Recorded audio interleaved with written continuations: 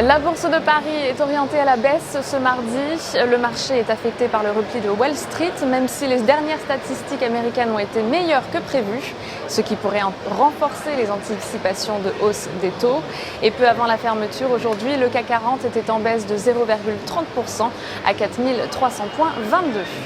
Dans l'actualité aujourd'hui, Iliad qui a commencé la séance dans le vert après avoir publié ses chiffres d'activité pour le premier trimestre.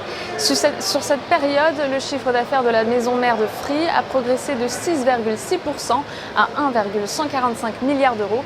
Une croissance principalement tirée par les activités mobiles. Et peu avant la clôture, aujourd'hui, le titre gagne 0,23% à 192 euros et il recueille une opinion haussière de la part des analystes de l'Obsa. Dans l'actualité également, Vivendi qui grimpe en bourse aujourd'hui sur fond de rumeurs d'un rapprochement avec Havas. L'idée d'une telle alliance a été évoquée par Vincent Bolloré lors d'une interview aux Échos. L'homme d'affaires a jugé évident qu'il y aurait un jour quelque chose entre les deux groupes dont il est le premier actionnaire. Certains analystes expriment toutefois des doutes sur l'intérêt économique d'un tel mariage qui pourrait créer de potentiels conflits d'intérêts.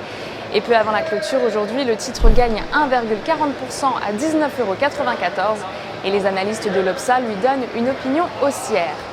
On enchaîne tout de suite avec la recommandation du jour avec ce mardi Crédit Agricole à la baisse. Le titre est venu buter fin avril sur sa résistance à 10,15 € avant de se retourner à la baisse, ce qui a relancé la dynamique de vente. Du point de vue des indicateurs techniques, les moyennes mobiles à 20 et 50 séances se sont retournées à la baisse, tandis que le RSI est négativement orienté et appelle à une poursuite du repli. Ainsi, tant que 10,15 € reste support, attendre une poursuite de la jambe de baisse vers les 7,99 € et 7,50 € sont favorisés. Pour jouer cette valeur, nous vous conseillons l'achat du warrant put 8469T d'Unicredit avec un prix d'exercice à 8 € et une date de maturité située au 14 décembre 2016. En direct depuis la Bourse de New York, c'est Stéphanie Texier pour Trading Central.